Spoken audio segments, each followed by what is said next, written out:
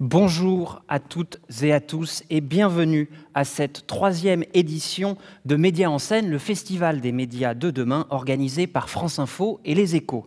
D'abord, nous espérons que vous et vos proches allez bien. Alors évidemment, cette édition est toute particulière. Les circonstances nous empêchent de vous accueillir ici, à la Maison de la Radio, comme nous le faisons d'habitude. Et l'addition des crises sanitaires, économiques et sécuritaires font peser sur nos vies et sur les contenus médiatiques un poids parfois douloureux. Mais même si elle ne peut se tenir dans des conditions habituelles, nous avons décidé de maintenir cette édition de Médias en scène. Puisque nous ne pouvons pas vous accueillir au 104, eh bien nous avons décidé de venir directement à vous sur cette plateforme, car c'est ça aussi la mission des médias. Et en ces temps difficiles de doutes et d'incertitudes, il nous semble plus important que jamais de réfléchir ensemble à la manière dont les médias peuvent et doivent changer pour remplir leur rôle, celui de nous permettre d'échanger, d'imaginer et d'avancer collectivement. Alors, sur ce plateau, toute la matinée, c'est ce que nous allons faire ensemble. Nous allons aborder ce qui nous rassemble. Nous nous intéresserons au sport avec Tony Estanguet et Jacques-Henri Hérault. Nous plongerons dans la création avec la culture, entre autres, une masterclass notamment d'Olivier Nakache et Éric Toledano. Et nous parlerons aussi d'écologie, notamment avec Bertrand Piccard et Nicolas Hulot. C'est un très beau programme que nous vous réservons, mais nous allons commencer dès à présent avec le thème de l'écologie, car après tout, il nous concerne tous et nous avons tous le pouvoir d'agir. Je vous propose donc tout de suite de rencontrer non pas des personnalités médiatiques ou même des discours complexes, mais des Français et des Françaises qui ont pris part à une expérience politique inédite, la Convention citoyenne pour le climat. Ils étaient 150 tirés au sort avec une mission difficile, élaborer des mesures législatives et réglementaires permettant de lutter contre le changement climatique. Alors, comment ont-ils vécu ce moment singulier de leur vie et la pression médiatique qui a dû l'accompagner? Pour le savoir, j'ai le plaisir d'accueillir tout de suite 3 membres de la Convention citoyenne, Alexia, Éric et Sylvain, car si ces tensions et ces déchirures sont le symptôme d'un changement d'avenir, voilà, nous sentons bien que des changements sont possibles. Nous allons en discuter avec tous les 3. Voici donc Éric, Alexia et Sylvain.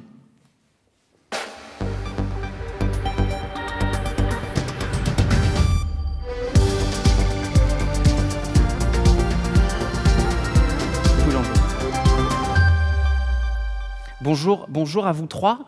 Bonjour Alexia, bonjour Éric qui nous rejoignait à distance. Est-ce que vous nous entendez ? Oui, très bien. Bonjour Alexia, bonjour Éric, bonjour Sylvain, merci d'être avec nous en plateau. Alors, si je vous appelle par vos prénoms, ce n'est pas que nous sommes proches ou intimes, c'est que, en fait, tout au long de la Convention citoyenne, les participants ont été désignés uniquement par leur prénom. Est-ce que c'était pour mettre à distance les médias et un peu vous protéger de cette pression ? Le principe de l'anonymat en fait, des noms, c'était au départ pour que chacun puisse décider, je pense, librement et sans que son nom soit accolé dans des... Oui, effectivement, dans des titres. Mais la plupart des gens qui ont pris la parole en médias, ou même petit à petit, le nom est sorti. Ou ceux qui ne voulaient pas participer, être filmés avaient une pastille rouge, par exemple. Donc c'était assez libre, mais ce n'était pas du tout pour cacher quoi que ce soit. Au contraire, on a pu ou pas à la fin mettre même notre nom dans le rapport final. Ou si ceux qui ne voulaient pas ne l'ont pas mis, par exemple. Ça signifie donc quand même que dès le début de la Convention, vous avez pris en compte le poids des médias, ces pastilles le prouvent. Alexia, comment est-ce que vous avez vécu le fait de devenir objet médiatique, d'avoir sur vous tout le temps, en permanence, la pression des médias ? Alors bien sûr, c'était quelque chose de totalement nouveau pour moi. Une étudiante filmée, interrogée, interviewée, entre guillemets, c'était complètement nouveau. Mais ça m'a permis de m'exprimer sur la question, de redonner mon ressenti. Donc c'est vrai que ça a été un changement un peu radical, mais je me suis plutôt bien... en transmettant ces informations aux médias. Et c'est vrai que c'était complètement nouveau pour moi, cette sensation d'être filmé, interviewé. Voilà. Et pour vous, Sylvain, aussi, cette impression d'être parfois épié, ou en tout cas de devoir un peu rendre compte de ce que vous faites en permanence, était nouvelle ? Éric, pardonnez-moi. Sylvain, c'est vous. Éric, pardonnez-moi.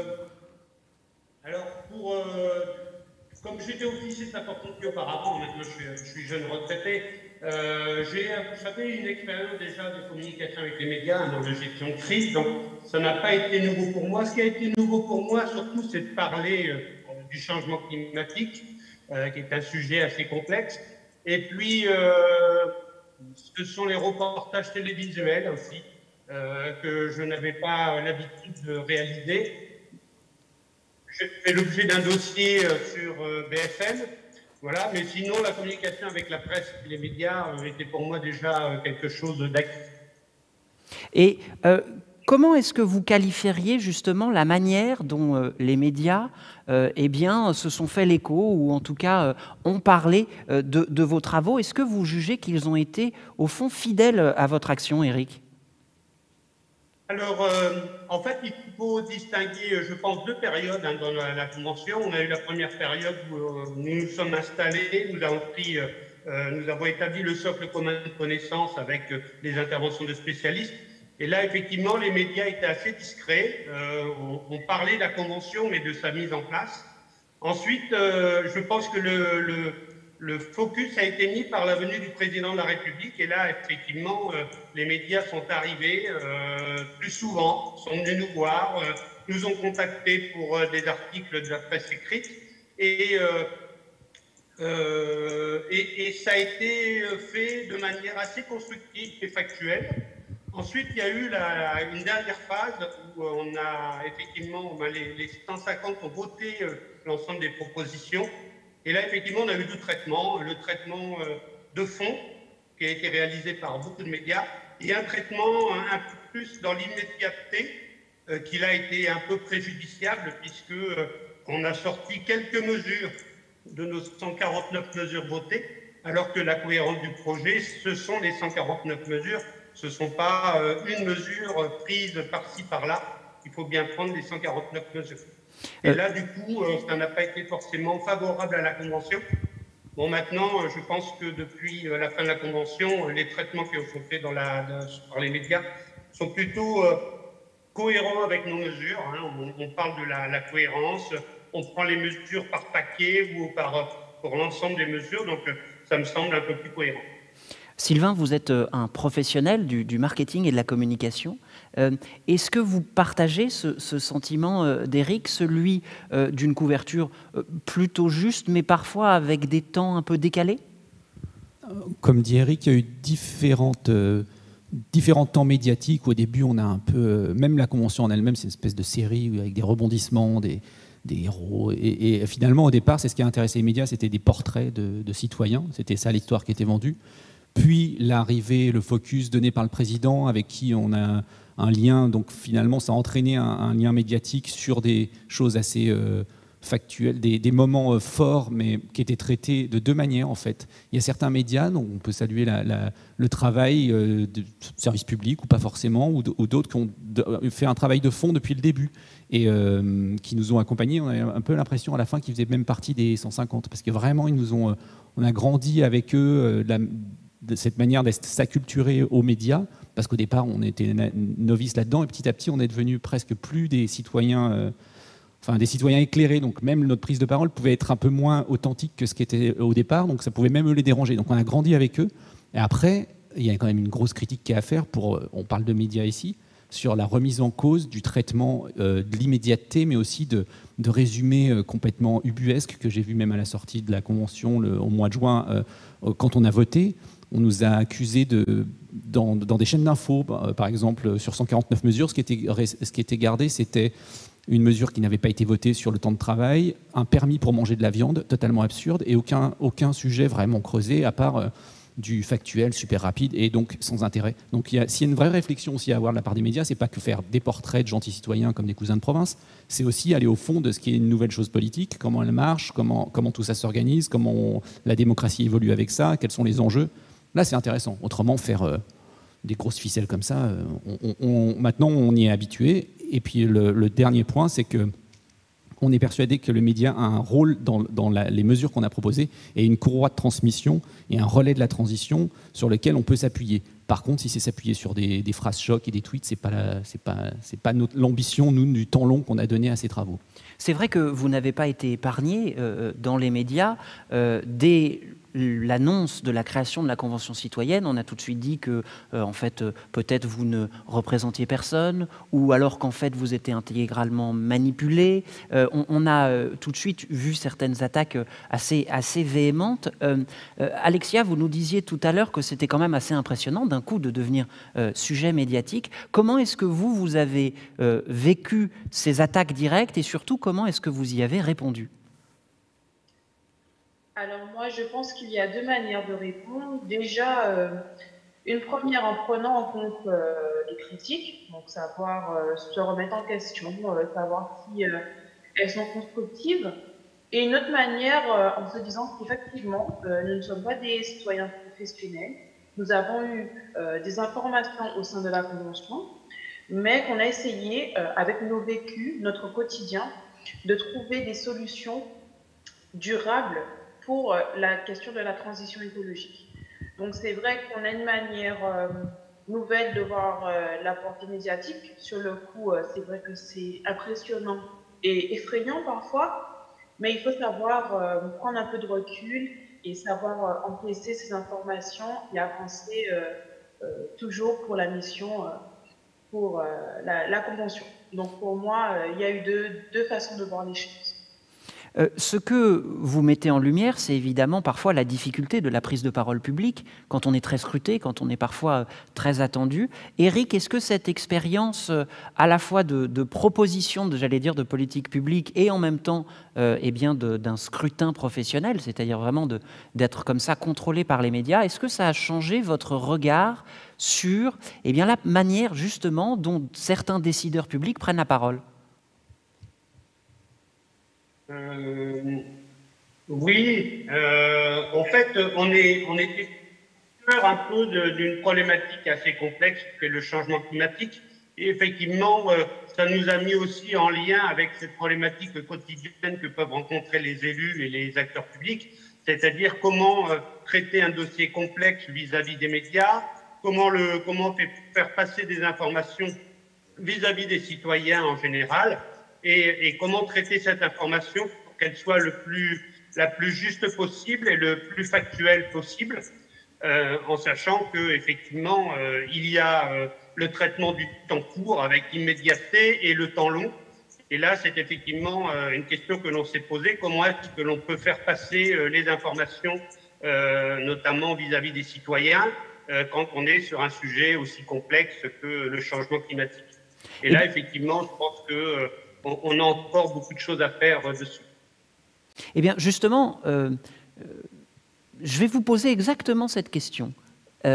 Comment, à votre avis, peut-on et doit-on adresser ces sujets complexes en tant que médias ? Vous nous parlez tous les deux du temps long. Est-ce que c'est plus d'analyse ? Est-ce que c'est d'autres formats ? Est-ce que c'est une conversation plus proche ? Qu'est-ce qui vous semble manquer ? Nous, la base documentaire et pédagogique qui nous a menés dans les travaux était vraiment fondamentale. Et au début, on a parlé souvent d'une claque qu'on a prise, mais ça se serait peut-être un peu trop un résumé de dire qu'il faut des effets chocs par rapport à une situation qui est choc aussi. Mais un accompagnement fort et de la pédagogie sur le long terme et vraiment avec une parole plurielle, que ce soit des gens qui sont pour ou contre. Nous, on nous a critiqué par exemple de ne pas parler du nucléaire, donc pourquoi on en parle, etc.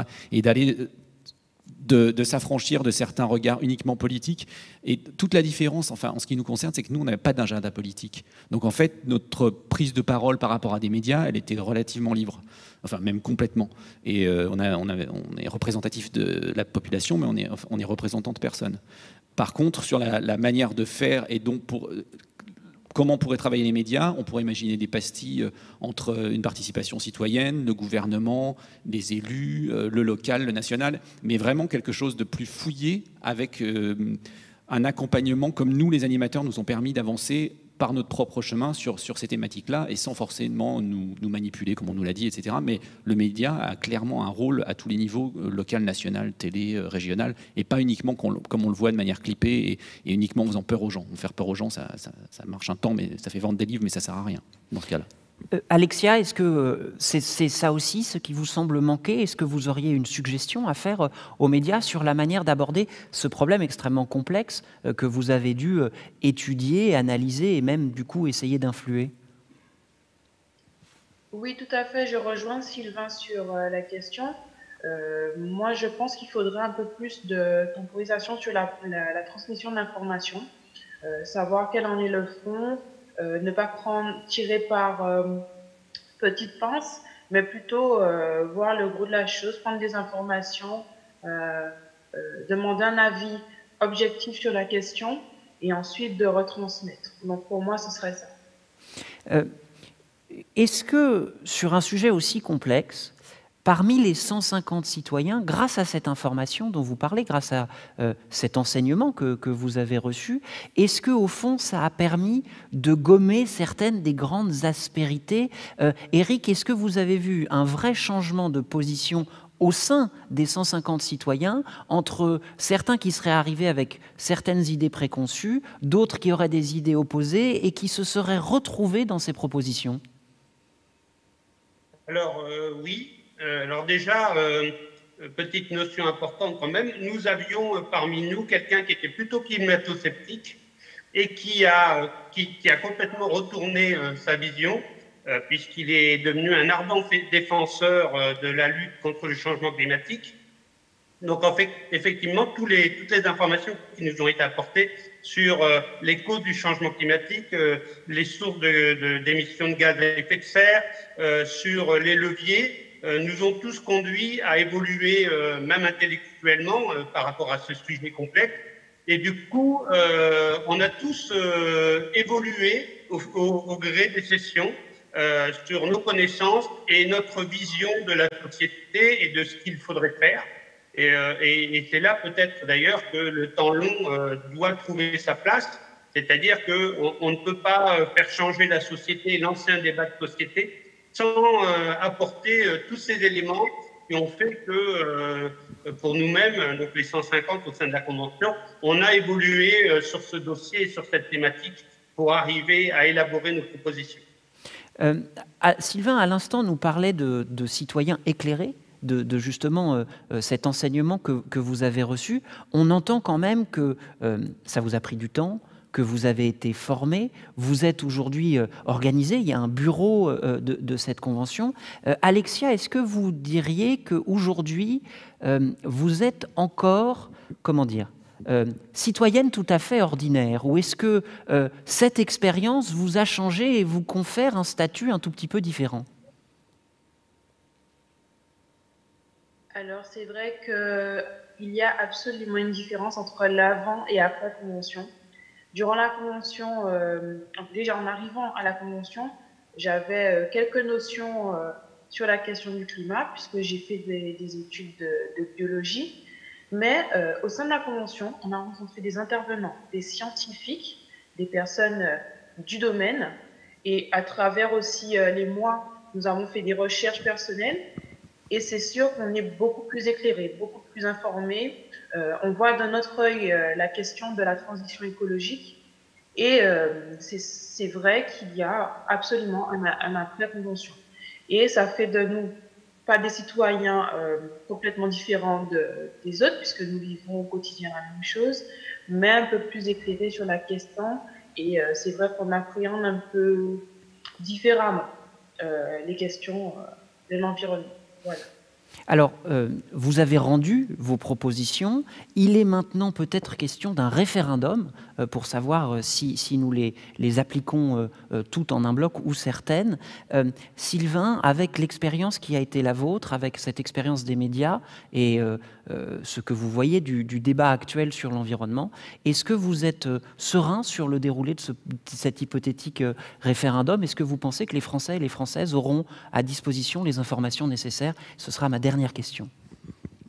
Alors, juste pour en revenir sur ce qui vient d'être dit, concernant en fait le lien aux médias qu'on a eu aussi, et par rapport à ce référendum, de fait, nous-mêmes, on a évolué dans le sens où nous-mêmes, on s'en sert des médias et on a fait évoluer nos prises de parole pour justement aller chercher, à les intéresser, etc. Et dans le cadre du projet de loi à venir d'une part, Et le chapeau général qu'on souhaitait avoir sur la Constitution, mesure symbolique, avec un référendum qui était remis dans les mains du plus grand nombre, à savoir nos concitoyens, nous, même maintenant, on fait un peu partie du jeu du média et politique en disant que oui, tout va bien, même si en fait on est très inquiet, on sait bien que c'est compliqué. Mais par posture, un peu de vigilance et parce qu'on a une existence institutionnelle qui est quand même super limitée, institutionnellement, on n'existe pas, donc on ne peut pas se permettre de...